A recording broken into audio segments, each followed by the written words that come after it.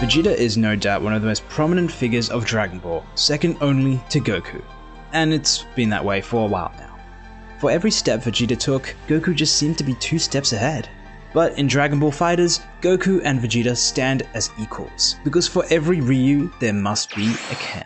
So, without further ado, let's talk about how to play Vegeta.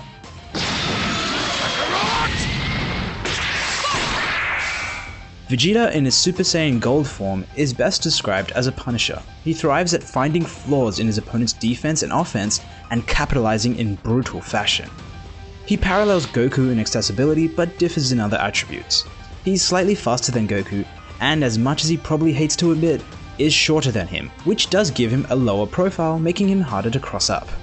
He also has a lot worse reach than Goku, but easily one of the biggest differences between the two is Vegeta's superb ability to build ki.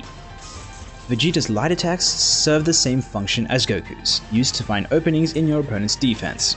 Vegeta's low light attacks is one of the best tools for this, coming out very quick with above average range and can be repeated on block for pressure. I like to use these particularly after a hard knockdown for opponents who fail to block low. Vegeta's standing combo ends with a hit like gut punch, and not gonna lie, it looks pretty badass. The entire string though has no leeway for hitting airborne opponents. So you see, characters like Bardock and Goku Black have neutral combos that easily connect with airborne opponents. Vegeta does not have that luxury, which severely limits its usability, as his opponents need to be totally grounded for it to connect. And for a game like Dragon Ball FighterZ, where you're zipping around all over the place, that just isn't gonna happen, which is why you're gonna need to mix things up with his medium attacks.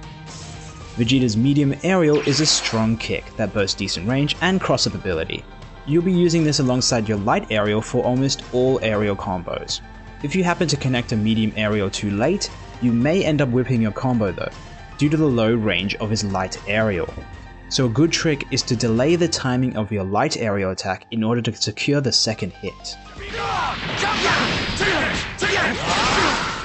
Vegeta's neutral medium attack has him channel the Greek warrior within him for a "This is Sparta!"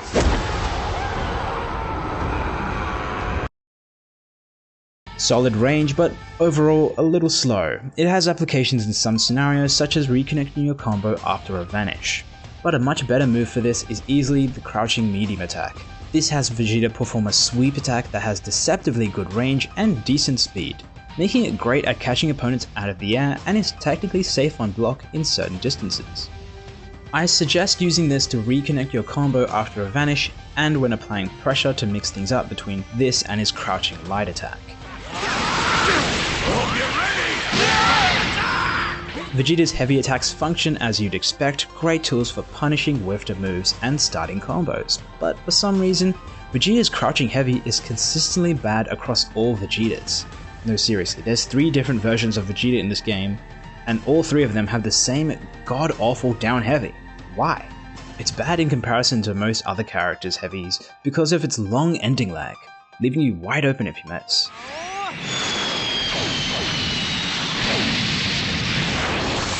Vegeta's specials is definitely where he shines. If you're familiar with Dragon Ball, you'll know all too well for Vegeta's propensity to dish out bursts of attack in a fit of rage.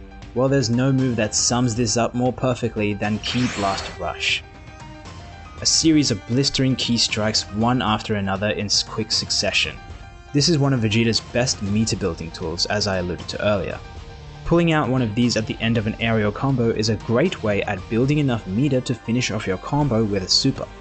This also happens to be his assist move, and while it has been nerfed with recent patches, it still is one of the best assists in the game because all characters are able to benefit from Vegeta's ability to extend combos using Ki Blast Rush. It's over! Freiza! However, using this move recklessly will leave you wide open as Vegeta is stuck in animation for a considerable amount of time before he can move again, giving his opponent plenty of time to turn the Punisher into the Punished.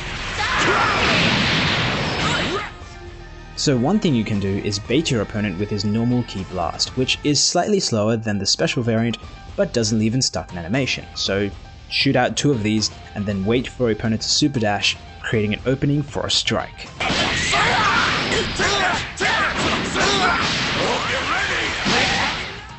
Next you have the Super Dash Kick. The light variant travels about halfway across the screen and can be followed up with a vanish for a combo, and is safe on block since you can backdash upon hit for a retreat, or dash forward and strike first to mess with your opponent's heads. The medium variant starts out with 2 kicks followed by a third lunging strike. The 2 extra kicks at the beginning is excellent for extending combos in the air due to the additional damage, but you probably won't want to use this too much on the ground because you're pretty much left wide open. Remember to block in the opposite direction once the move ends, since you often have crossed up your opponent. Or of course you can always be a complete dick and just level 3 predicting a punish. The heavy variant drops the bullshit for a full screen kick, and has Vegeta laugh like a goddamn maniac. You pay for this! Guess you can't blame him though, because in the right hands this is a pretty tricky move.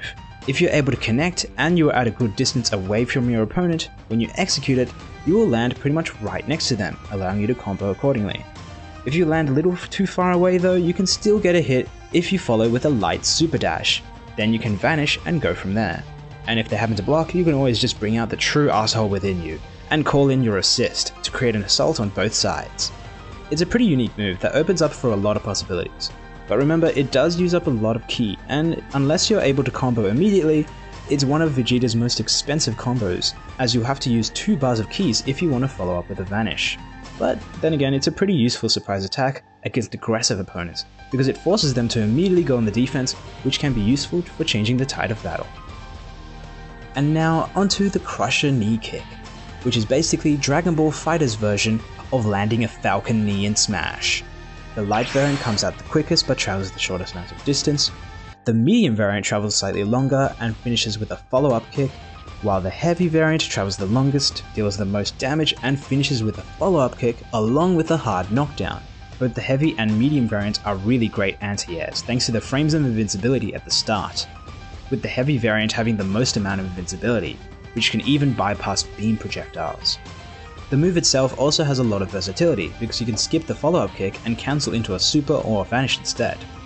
This is essentially just a killer anti-air and has an added bonus of extending combos. And last but certainly not least, Vegeta's Intercept Kick, which is pretty much just a dive kick. It's pretty useful if you want a way to get to the ground quickly after a hard knockdown. It can also be used as a surprise attack from the air by itself, but it has limited follow-up and it's a bit slow on startup as well. You can follow with a light super dash kick, teleport and then start your combo from there, or if you're in the corner, just down heavy the shit out of them.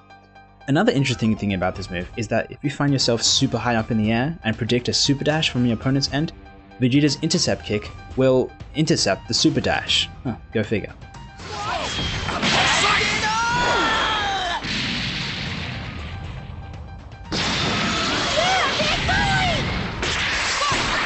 And Vegeta's Supers. Simple, yet badass.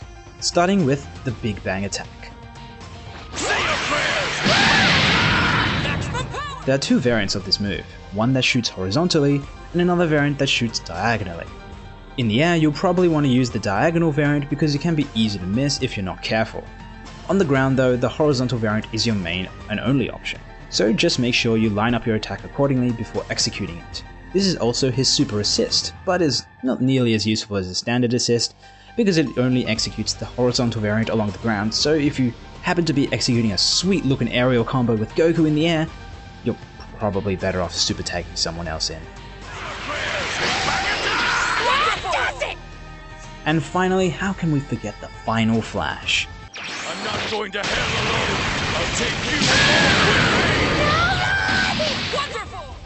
You see exactly what you get with this move, a huge beam wave that does massive damage. This level 3 can be performed both on the ground and in the air and complements Vegeta's moveset quite nicely. You can perform it directly after a super dash kick in the air, in the middle of a Crusher Knee kick, or as a surprise attack if you're able to correctly predict a super dash. And now with his moveset out of the way, who are Vegeta's best allies? Well, with his assist, he pretty much complements nearly all characters on the roster. But for assisting Vegeta himself, you want to go for characters who are able to capitalize on his strengths and cover his weaknesses. He lacks a proper beam projectile, so characters like Goku or Goku Black are really good options for covering his back and extending combos. I also find Bardock and Yamcha as good assist options as they increase his ability to apply pressure. And if you're looking for characters that are able to DHC into his super effectively, Characters with full screen supers like Majin Buu are a good call, or supers that follow Vegeta wherever he goes, such as, Vegeta? Whatever way you look at it, Vegeta is a beast, getting in and getting out with fast damage and devastating punishes.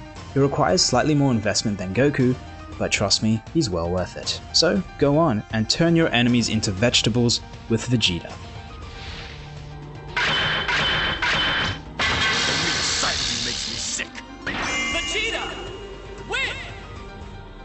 Naturally, if you felt I missed anything or have any tips of your own for Vegeta, I'd love to hear what you have to say in the comments. And if you want more videos on Dragon Ball FighterZ, check out my How to Play Goku guide for an in-depth look at his foremost rival. And of course, please give it a like, subscribe, all that stuff, and I appreciate all the support, guys. It means a lot.